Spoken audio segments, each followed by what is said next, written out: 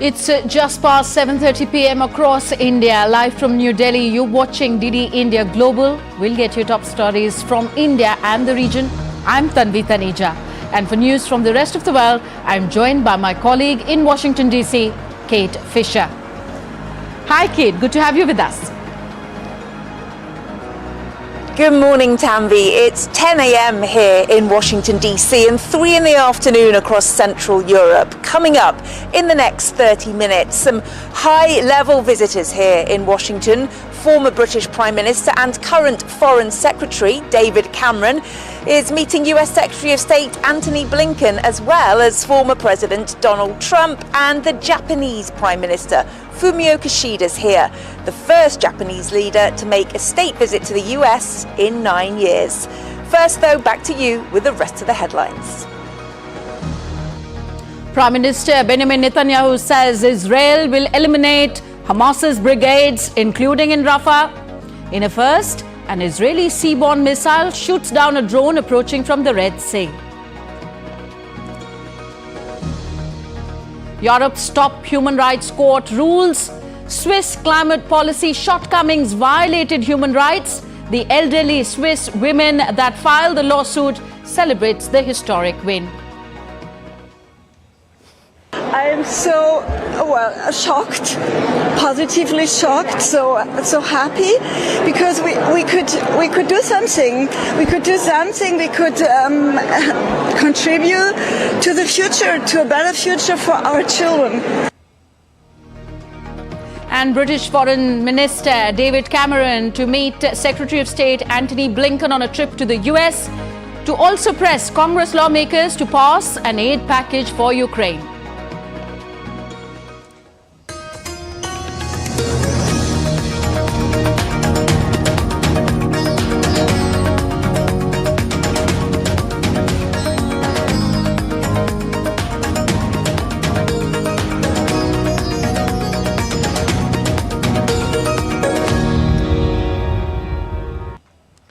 Our first news from West Asia. Israeli Prime Minister Benjamin Netanyahu reiterated today that Israel will complete the elimination of Hamas brigades, including those in the southern Gaza city of Rafah.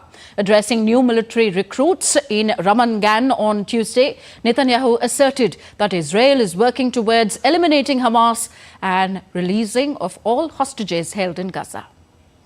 We will complete the elimination of Hamas brigades, including in Rafah.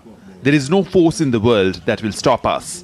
There are many forces that are trying to do so, but it will not help, since this enemy, after what it did, will never do it again. It will also not be. Yesterday, Benjamin Netanyahu announced that a date has been set for entry into Rafah and the elimination of all Hamas battalions there. Netanyahu's statement comes after failed rounds of ceasefire talks. In the latest, Hamas has rejected Israel's proposal, claiming that the new proposal has again failed to meet its demands. Meanwhile, Israeli forces on Tuesday stepped up operations in central Gaza's Dar al-Bala as well as in Rafah.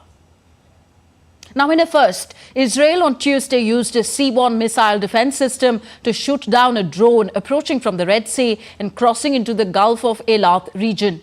The Israeli military said that missile boats, including SAR-6 class corvettes, with both defensive and offensive capabilities, have been deployed in the Red Sea to engage with regional threats.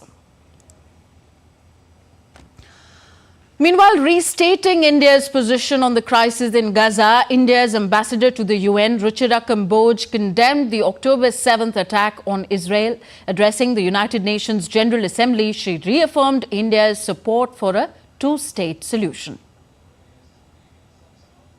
India's position on the conflict has been clearly articulated on more than one occasion by our leadership. There are 4 key points here. 1. The ongoing conflict between Israel and Hamas has led to a large-scale loss of civilian lives, especially women and children. The resulting humanitarian crisis is simply unacceptable. 2.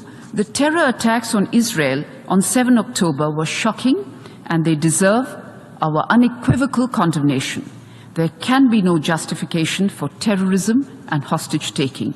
India has a long-standing and uncompromising position against terrorism in all its forms and manifestations, and we demand the immediate and unconditional release of all hostages. 3, the humanitarian situation in Gaza is dire. It is imperative that humanitarian aid to the people of Gaza be scaled up immediately in order to avert a further deterioration in the situation. 4, my leadership has repeatedly emphasized that only a two-state solution achieved through direct and meaningful negotiations between both sides on final status issues will deliver an enduring peace. On to the other conflict between Russia and Ukraine. Ukrainian intelligence confirmed that the aviation training center in Voronezh region was struck in a drone attack on Tuesday. Reports suggest the Ukraine's military spy agency, GUR, struck 711th aviation repair plant in the town of Borysoblezk, a city located some 255 kilometers northeast of the Ukrainian border. Earlier on Tuesday, Russia's defense ministry claimed 2 drones were downed in the region. On to the Americas now. British Foreign Secretary David Cameron is in Washington, D.C. and has a flurry of meetings lined up with U.S. Secretary of State Antony Blinken, former President Donald Trump and other congressional leaders. My colleague Kate Fisher is in Washington, D.C. She gives us more on this and other stories making headlines around the world. Kate, a lot on Cameron's agenda? Indeed, Tanvi, right about now, the British Foreign Secretary David Cameron is at the State Department just down the street and meeting US Secretary of State Antony Blinken. Mr. Cameron's agenda for the trip includes talks on the conflict in Gaza and in Ukraine.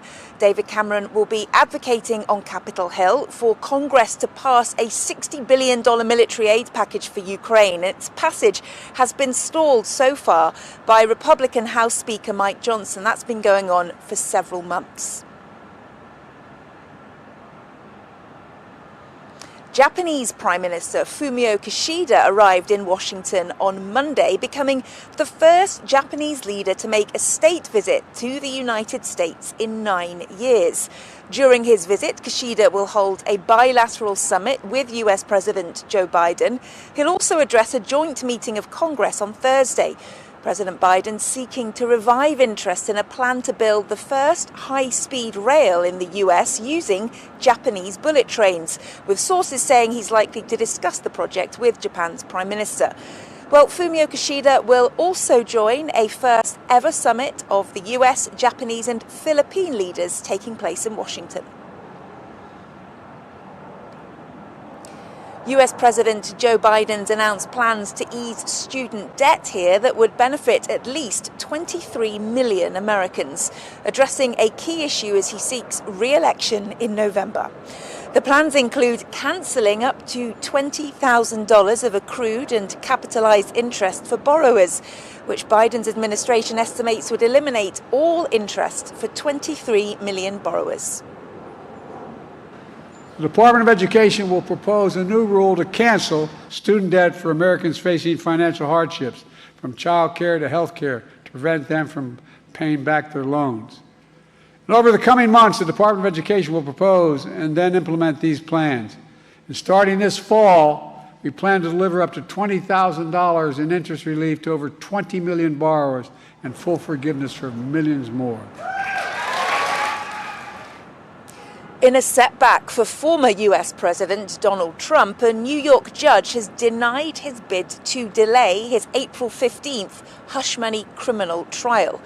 The former president had argued that the trial should be postponed while he fights to change the venue to move the case out of Manhattan. But a state appeals court judge rejected his argument on Monday. The court will also hear arguments on Donald Trump's attempts to lift the gag order. Republican candidate Trump has pleaded not guilty to 34 counts of falsifying business records. Now, in a landmark judgment on a climate change case, a group of older Swiss women have won the first ever case in the European Court of Human Rights. The Swiss women argued that their government's inaction to tackle climate change had put them at risk of dying due to a heat wave. The ECHR noted that the Swiss government had not done enough to combat climate change and it had violated some of their human rights. The court also underscored the government's failure to meet its greenhouse gas emission targets. The ruling will now force Switzerland to take greater action on climate goals, but the court dismissed 2 similar cases brought by 6 Portuguese youth and a former French mayor against their governments. I am so, shocked, positively shocked, so happy, because we could do something. We could do something. We could contribute to the future, to a better future for our children. Well, let's get the latest on this from Europe now and join DD India's correspondent Giles Gibson in Rome. Giles, what has the reaction been to the ruling on the Swiss case, and do you think it could lead to policy change?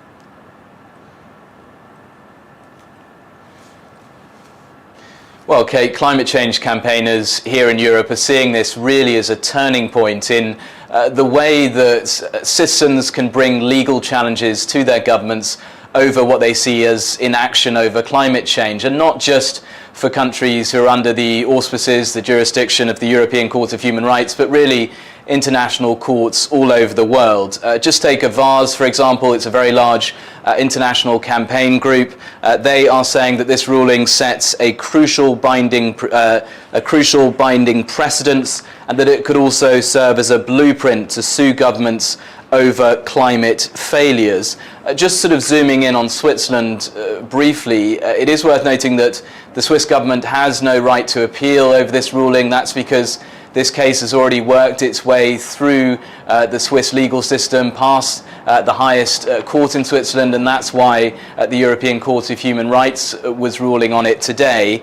It could lead to policy change in Switzerland. At the moment, their emissions target is to cut emissions by at least 50% by 2030. That's compared to levels seen in 1990. But I think we have to stress here that the significance of this ruling really extends far beyond the borders of simply Switzerland. And just run us through why the court dismissed the other 2 lawsuits, one which was brought by young people from Portugal and another from a former French mayor.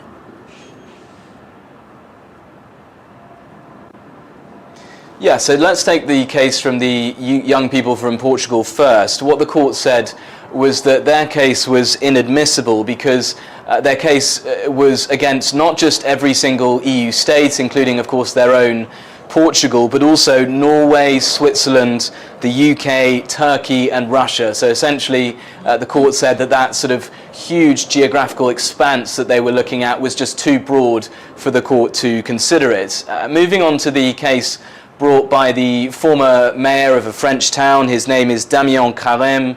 He used to be the mayor of a town called Grande-Sainte, which is on the north coast of France. What the court said is that now, because this former mayor is now a member of the European Parliament and because he doesn't actually live in that town anymore, that case was also inadmissible. Certainly from the Portuguese youth activists who brought their case, there was a real sense of disappointment about this ruling as they were outside the court in Strasbourg when the ruling came down. But they also did say that as far as they were concerned, they were hopeful because of that ruling in the Swiss case, this sense that the court had made that clear link between inaction from governments on climate change and people's human rights. Giles, thank you. That's DD India's Europe correspondent, Giles Gibson. Well, Simon Harris has assumed office as Ireland's youngest Prime Minister, taking over from his colleague Leo Varadkar. 37-year-old Harris previously served as the Health and Higher Education Minister in the Irish government, and he was elected unopposed to his new post. He's widely recognised for leading Ireland's initial response to the COVID-19 pandemic in 2020. The UK and Rwanda are preparing for the first migrant deportation flights in spring under Britain's plan to deport asylum seekers to the African country. On Tuesday, British Prime Minister Rishi Sunak met Rwandan President Paul Kagame in London as the UK government deals with delays to the asylum seeker deportation scheme, which was announced back in April 2022. Both leaders also discussed the pioneering UK and Rwanda Migration and Economic Development Partnership, which aims to break the business model of criminal gangs risking lives at sea. Well, we all enjoyed here a rare total solar eclipse carving a path across North America, travelling across Mexico, the US and into Canada. Some locations experienced nearly 4.5 minutes of totality. That's when the moon completely eclipses the sun, bringing a disquieting darkness to the day. Our colleague Tony Waterman enjoyed this in Austin, Texas, where cloudy skies couldn't dampen the festive mood. It was an absolute nail-biter down to the final moments. The moon's slow eclipse of the sun mostly obscured by thick clouds. But then, at the most crucial moment, a brief breakthrough. The golden ring of the total solar eclipse visible in the sky. Wow. Austin was enveloped in darkness for nearly 2 minutes. It's like turning the light on and off quickly, so yeah, it still feels like I'm in a dream. Literally, like right now, did I just wake up from something? So it's wonderful. I think it was just kind of a spiritual thing, that it's not science, I know, but also it's, the whole universe, everything. So I thought it was great. This was really a once-in-a-lifetime experience for many of the people here, because the last time there was a total solar eclipse in Austin was over 600 years ago, and the next one is not expected for another 300. The rarity of the event attracting solar enthusiasts from around the world, including this family from Chile. It's their 4th eclipse, but the experience still brings the mother to tears. Yeah, she's very grateful to the universe and God about having the chance to witness this with my dad and me. Some solar enthusiasts opted for a truly unique experience. We're going to make a full left turn. Tracking the path of totality 30,000 feet in the air. So pretty! One couple even getting engaged mid-flight. Their excitement still palpable back on Earth. I could never come up with anything else as special to propose to her, and I wanted it to be a once-in-a-lifetime experience. So it just seemed like perfect to combine it. There is a total solar eclipse somewhere on Earth about every 18 months, but rarely does it carve a path along a long, continuous stretch of land, giving scientists the opportunity to do research they wouldn't normally be able to do. The total solar eclipse has historically been an incredible time for big leaps forward in astronomical research, not only studying the sun itself, but even there was a historic expedition to verify Einstein's theory of relativity soon after he predicted it using the total solar eclipse. The eclipse is also a poignant reminder of our small place in the universe, literally standing in the shadow of the moon. A brief but wondrous experience. Tony Waterman in Austin reporting for DD India. Sadly, we only got to see a small crescent here in DC, but fabulous nonetheless. Back now to you, Tanvi, with the rest of the news. Thank you very much, Kate. Kate Fisher joining us all from DC as she says she got a glimpse of the total solar eclipse. Still to come on DD India Global. Violent crime on the rise in Germany. Berlin to speed up deportations to fight the upward trend in crime. So it's rhetoric, reason and razzmatazz ahead of the first phase of India's parliamentary elections on April 19th.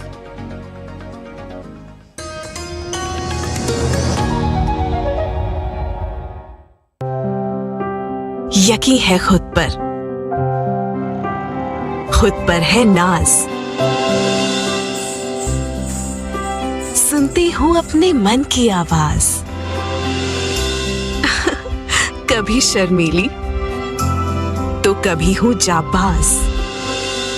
रुकना मेरी आदत नहीं, थमना मेरी चाहत नहीं।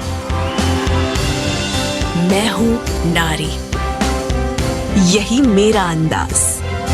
हर जिम्मेदारी मैं बखूबी निभाती हूँ। वोट दे, प्राउड वोटर कहलाऊंगी। पूरे देश संग चुनाव का पर्व मनाऊंगी।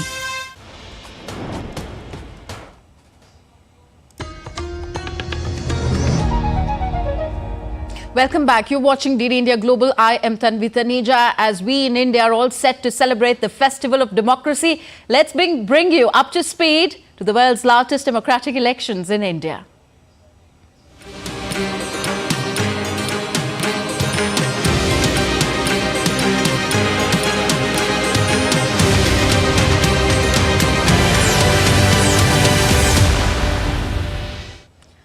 So with polling just over 10 days away for the first phase of India's general elections, political parties are in full swing in campaign mode and intensifying their efforts to secure victory in the upcoming elections. Prime Minister and senior BJP leader Narendra Modi held a public meeting in North India's Pilibhit. Addressing the gathering, Prime Minister extended Navratri greetings and slammed the India alliance, disrespecting the belief of the entire nation. आज नवरात्रि के पहले दिन, शक्ति की पूजा के पहले दिन, मैं देश को ये भी याद दिला रहा हूं कि कैसे इंडी गठबंधन ने शक्ति को खत्म करने की सौगंध खाई है। आज देश भर में जिस शक्ति की पूजा हो रही है, उस शक्ति का कांग्रेस ने घोर अपमान किया है। जिस शक्ति के आगे हम शीश झुकाते हैं, उस शक्ति को उखाड़ फेंकने की बात ये कांग्रेस के नेता कर रहे हैं। शक्ति का कोई भी उपासक इंडी गठबंधन को इस अपमान के लिए माफ नहीं करेगा। So from Uttar Pradesh's Pilibhit, Prime Minister Narendra Modi campaigned in central India's Balaghat in Madhya Pradesh. Prime Minister Narendra Modi said that those who have joined politics to fill their coffers should not give threats to them. India's Home Minister and senior BJP leader Amit Shah held a public rally in Assam on Tuesday. Addressing the gathering, he said the people have two options in front of them. One is the India Alliance headed by Rahul Gandhi. The other, Bharatiya Janata Party-led NDA under the remarkable leadership of Prime Minister Narendra Modi.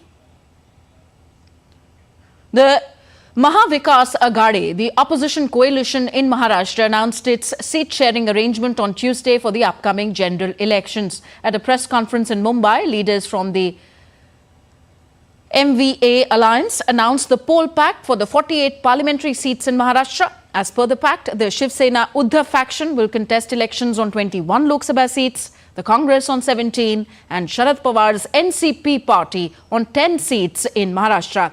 The Lok Sabha polls will be held in 5 phases in the state from April 19th to May 20th.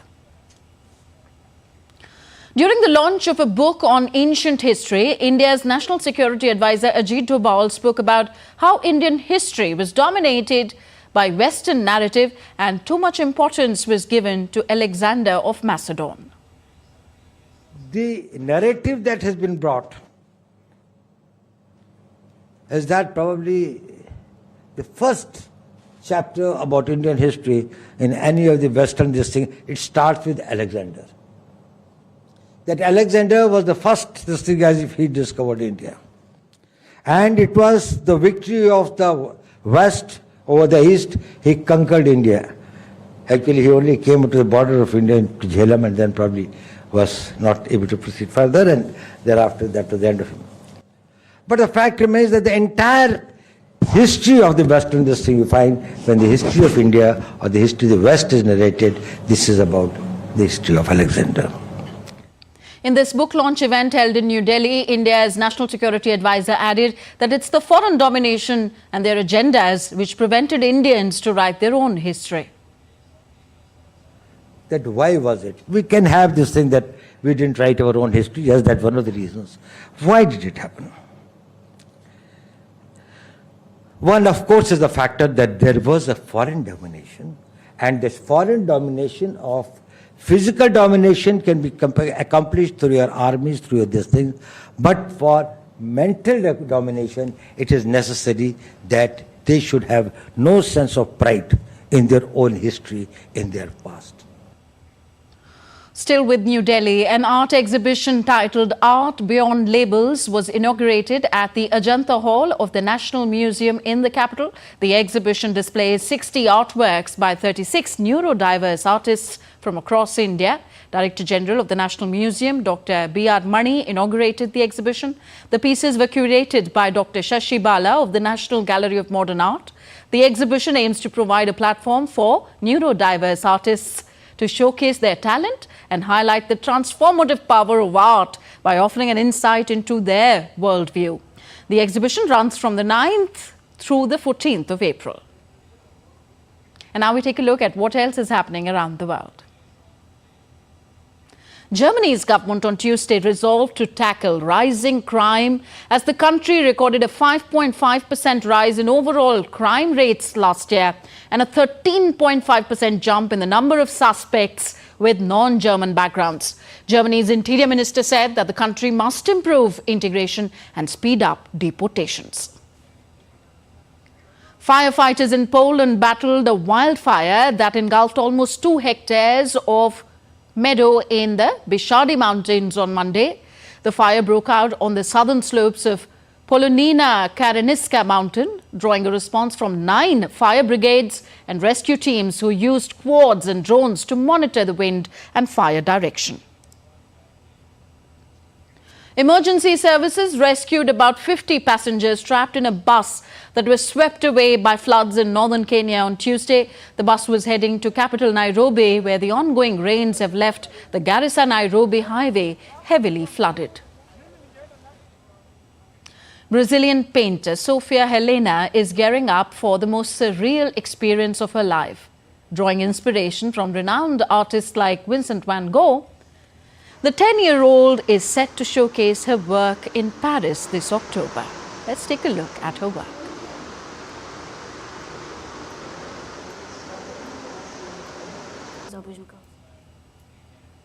So with that, we wind up this edition of DD India Global. Do let us know your thoughts on the news of the day. Connect with us on Facebook, X, formerly Twitter, and Instagram at DD India Live. You can also find us online at ddindia.co.in. We will be back with more news as it breaks here on DD India. I'm Tanvi Taneja from my entire team in New Delhi. Thank you for watching. Namaskar.